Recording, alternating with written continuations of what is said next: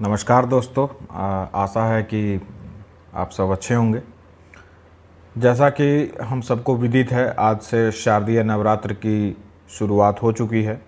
चूँकि आज नवरात्रि का पहला दिन है, तो पहले दिन माता शैलपुत्री की पूजा की जाती है। इसी प्रकार 9 दिन 9 दुर्गा की पूजा की जाती है।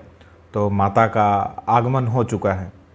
अब जब हम माता के आगमन की बात करते हैं तो कई बार आप सुनते होइएगा, लोग बातें करते हैं या पंडित जी लोग बताते हैं कि इस बार माता हाथी पर आ रही हैं, किसी साल माता घोड़े पर आती हैं, किसी साल नाव पर आती हैं। तो माता जिस सवारी से आती हैं उसका अलग अलग अर्थ निकाला जाता है। यदि जिस साल माता घोड़े पर आती हैं तो कहा जाता है कि इस साल युद्ध होगा या विभिन्न देशों के बीच पारस्परिक संबंध अच्छे नहीं होंगे, तो युद्ध का वातावरण बनेगा या युद्ध होगा, इस प्रकार का। जिस साल माता नाव पर आती हैं तो कहते हैं कि इस साल बहुत बाढ़ आने वाली है।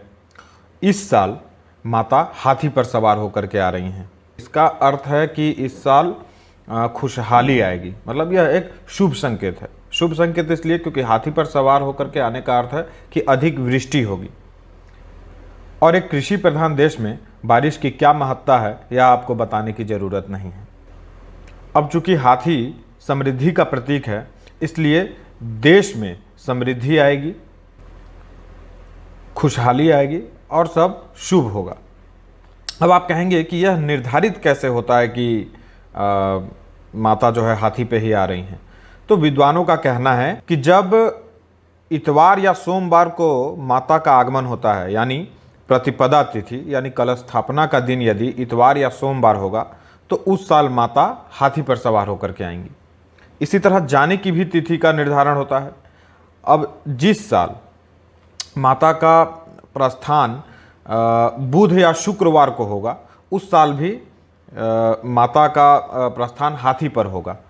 तो इस तरह दिन के आधार पर हम लोग विद्वान जो है वो लोग निर्धारित करते हैं कि माता का आगमन किस वाहन से हो रहा है और प्रस्थान किस वाहन से हो रहा है।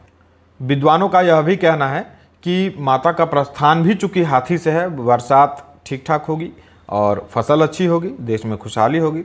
तो आगमन और प्रस्थान दोनों ही शुभ है। आप सबको मेरी तरफ से नवरात्रि की हार्दिक शुभकामनाएं।